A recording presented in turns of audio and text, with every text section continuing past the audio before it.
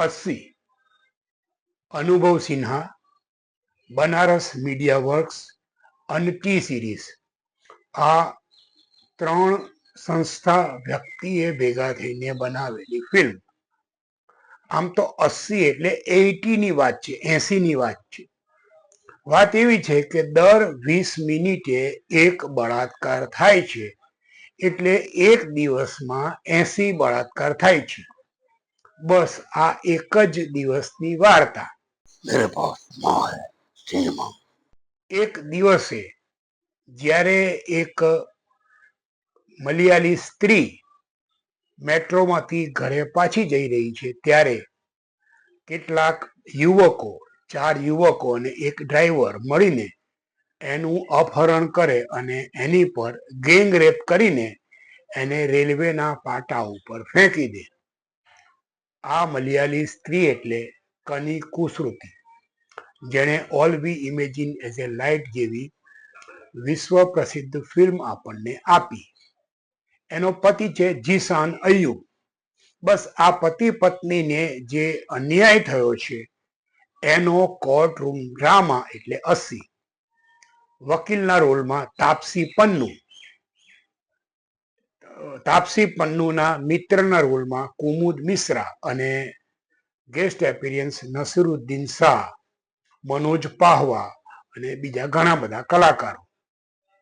મિત્રો, film courtroom drama છે, પરંતુ ફિલ્મમાં ડ્રામા જરાક પણ નથી.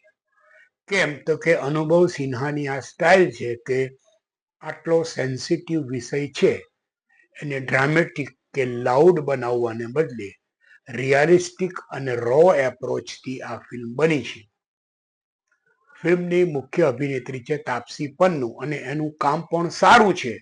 એનો રોલ લાંબો છે, પરંતુ કની કુસરુતિ નાનકડા રોલ છતાં પણ છવાઈ ગઈ છે. જો એક્ટિંગમાં તમારે ક્રમ આપવાનો હોય તો પહેલા નંબર ઉપર કની કુસરુતિ આવે, પછી બીજા બધાનો નંબર લાગે. આ ફિલ્મ એટલા માટે પણ પ્રભાવી છે કે અનુભવ સિન્હા આ પ્રકારના વિષયોને હેન્ડલ કરવામાં બહુ જ માહિર છે. એમણે આ પહેલા પણ આવી ઘણી રિયાલિસ્ટિક મૂવી બનાવી છે અને આ બળાત્કારની ઘટનાને મધ્યબિંદુમાં રાખીને દેશમાં થઈ રહેલા બળાત્કારના પ્રશ્નને એમણે ઉજાગર કર્યો છે. એક બહુ જ સેન્સિટિવલી આપણી સમક્ષ મૂકવાનો પ્રયત્ન કર્યો છે.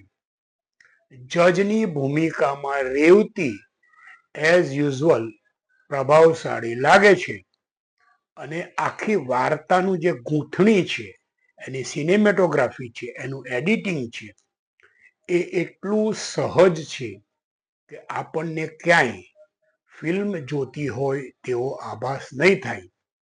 લગભગ 2 કલાક ને 13 મિનિટ લાંબી ફિલ્મ એક લસરકા સાથે પૂરી થઈ જાય એટલી સહજ અને પ્રભાવશાળી છે. હા, તમે એમાં મોટો ડ્રામા કે ટર્ન એન્ડ ટ્વિસ્ટ કે એન્ટરટેનમેન્ટ શોધતા હશો તો તમે નિરાશ થશો.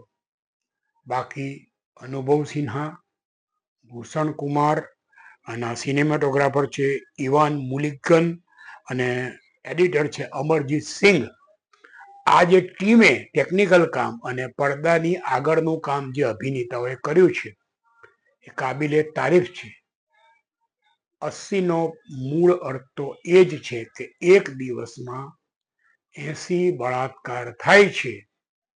ચુકાદો કેટલાનો આવે છે, કેવો આવે છે અને એનું પરિણામ ખરેખર પોઝિટિવ આવે છે ખરું? બહુ જ સરસ કલ્ટ ફિલ્મ. મનોરંજનના નામે ફિલ્મ ન જોવી હોય તો તમને આ ફિલ્મ જરૂર ગમશે.